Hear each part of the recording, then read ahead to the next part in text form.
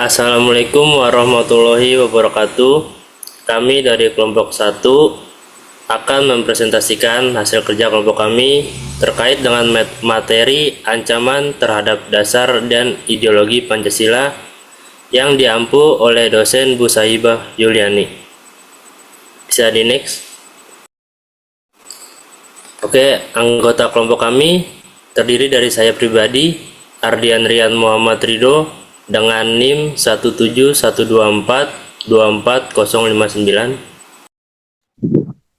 Yaitu saya Hasbila Muhammad dengan NIM 17096240031. Saya Tania Francisca dengan NIM 17076240003. Saya Naurah Najwa dengan NIM 4007. Dan saya Priscilla Kirnania dengan NIM 17056240067. Oke, presentasi kali ini kita akan membahas yang pertama yaitu Pancasila sebagai dasar dan ideologi negara. Yang kedua, bentuk dan dampak terhadap keutuhan dasar dan ideologi negara. Lalu yang terakhir, upaya dalam menghadapi ancaman terhadap dasar dan ideologi negara. Next. Latar belakang. Pancasila sebagai dasar negara Indonesia memiliki peranan penting dalam kehidupan bermasyarakat dan berbangsa. Sebagai ideologi nasional, Pancasila menyatukan bangsa yang beragam dengan nilai-nilai luhur seperti ketuhanan, kemanusiaan, persatuan, demokrasi, dan keadilan sosial. Pancasila dirumuskan oleh pendiri bangsa untuk mewujudkan Indonesia yang merdeka, bersatu, adil, dan makmur.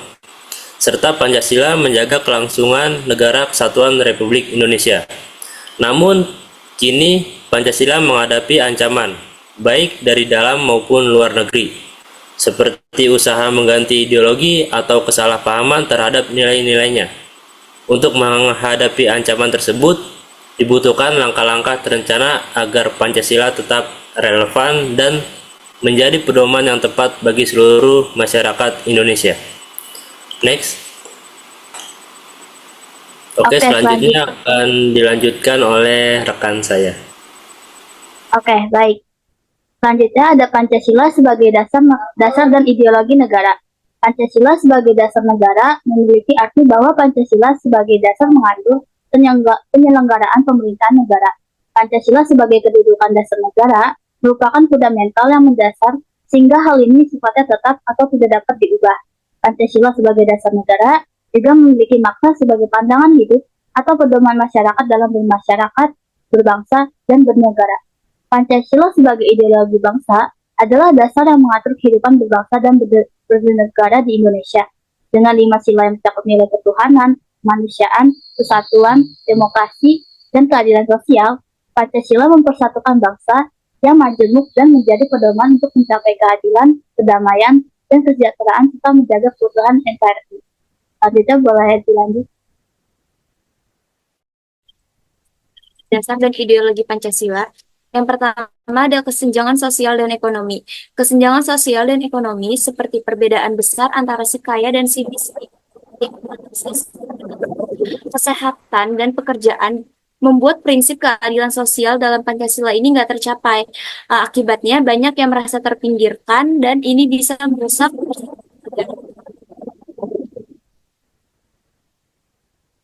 Yang kedua itu ada radikalisme dan ekstremisme.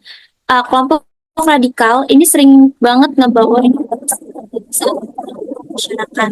Mereka cenderung anti demokrasi dan pilih kekerasan daripada musyawarah. Hal ini jelas banget bertentangan dengan sila keempat Pancasila. Selanjutnya yang ketiga itu ada liberalisme dan globalisasi. Liberalisme dengan fokus pada kebebasan individu bisa memperburuk kesenjangan sosial dan ekonomi yang bertentangan dengan sila kelima Pancasila, yaitu keadilan sosial bagi seluruh rakyat Indonesia. Globalisasi juga organisasi, budaya, dan ekonomi yang dapat mengancam keberagaman budaya Indonesia serta mengurangi kemandirian ekonomi bangsa. Yang terakhir itu ada disintegrasi bangsa terjadi ketika ada perpecahan atau pemisahan antara kelompok masyarakat berdasarkan suku, agama, ras, atau yang merasa tidak dihargai atau terpinggirkan. Hal ini bertentangan dengan sila ketiga Pancasila, yaitu Persatuan Indonesia, yang menekankan pentingnya menjaga Indonesia. Oke, selanjutnya ada dampak ancaman terhadap dasar dan ideologi negara. Jadi dampak ancaman terhadap dasar dan ideologi negara yang pertama itu ada perubahan mindset. Jadi dalam perubahan mindset ini tuh terdapat ancaman ideologis, terutama dari pengaruh asing dan radikalisme dapat mengubah pola pikir masyarakat. Selanjutnya juga ada penurunan toleransi. Jadi radikalisme dan terorisme ini mengancam kebinekaan dan toleransi yang merupakan inti dari Pancasila sendiri. Yang ketiga ada krisis identitas. Jadi globalisasi itu membawa masuk nilai-nilai asing yang dapat mengikis identitas nasional. Dan yang terakhir itu ada pergeseran sosial dan politik, yaitu ketidakpuasan terhadap pemerintah dan sistem politik dapat mendorong masyarakat untuk mencari alternatif ideologi yang berpotensi menggantikan Pancasila sebagai ideologi negara. Boleh next slide. Selanjutnya ada upaya dalam menghadapi ancaman terhadap dasar dan ideologi negara. Jadi upayanya sendiri yang pertama ada penanaman nilai-nilai Pancasila melalui media pendidikan. Karena kita tahu kalau melalui pembelajaran itu, pendidikan Pancasila itu bakal kasih dampak yang sangat signifikan dalam pembentukan karakter dan moral bagi masyarakat di Indonesia sendiri. Jadi hal ini tuh bisa memberikan pembukaan nilai positif, kesadaran nasionalisme, pemahaman terhadap keberagaman. Selanjutnya ada meningkatkan peran media dalam membangun wawasan kebangsaan. Jadi media informasi sendiri itu memiliki peran penting dalam membangun pemahaman dan kesadaran masyarakat untuk mempertahankan Pancasila. Jadi media sendiri itu harus berperan aktif dalam menyebarkan informasi yang mengedepankan nilai-nilai kebangsaan dan menghindari penyebaran informasi yang dapat memecah belah bangsa. Selanjutnya ada penegakan hukum yang jelas. Biasanya itu ancaman terhadap dasar atau ideologi negara itu diakibatkan karena penegakan hukum yang kurang jelas. Jadi kayak kepastian hukum sendiri itu masih buruk sehingga perlu diadakannya penegakan hukum yang konsisten terhadap tindakan atau kegiatan yang melanggar Pancasila dan UUD Dasar Negara 1945. Yang terakhir ada menjadikan ideologi Pancasila sebagai rasa kecintaan tanah air. Jadi menjadikan Pancasila sebagai nilai-nilai hidup di dalam masyarakat itu dapat membuat masyarakat dalam Indonesia sendiri itu bisa mencintai produk dalam negeri, menjaga lingkungan dan menjaga lingkungan Indonesia serta menghindari ujaran kebencian yang membuat mereka hilangnya toleransi. Selanjutnya di sini ada kasus nyata terkait dengan kasus yang berkaitan dengan ancaman terhadap ideologi Pancasila. Kasus pertama itu ada pemberontakan Darul Islam atau Tentara Islam Indonesia. Salah satu ancaman ideologi terhadap Pancasila yang pernah terjadi adalah pendirian Negara Islam Indonesia atau yang disingkat NII. Negara Islam Indonesia adalah kelompok Islam di Indonesia yang berkeinginan untuk membentuk negara Islam.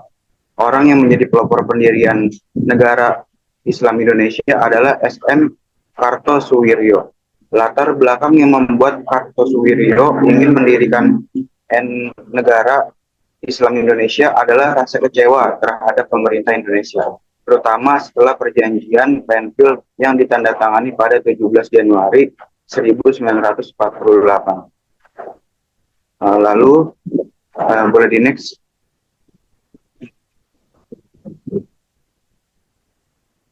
Selain itu, menurut Kartosuwiryo, perjanjian Penfield juga hanya menjadi alat untuk menipu tokoh-tokoh penting di Indonesia supaya bersedia tunduk pada perintah Hindia Belanda.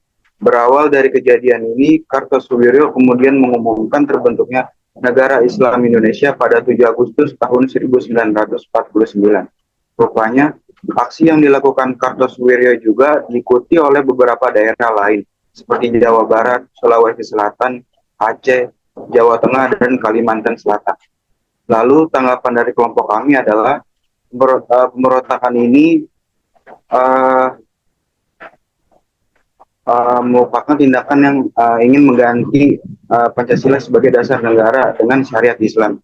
Sebagai mahasiswa yang berpedoman pada nilai-nilai Pancasila, kita harus menolak kekerasan dan mendukung dialog untuk menyelesaikan perbedaan ideologi. Pemberontakan ini mengajarkan pentingnya persatuan dan toleransi antar umat beragama dalam menjaga keutuhan NKRI. Boleh di next.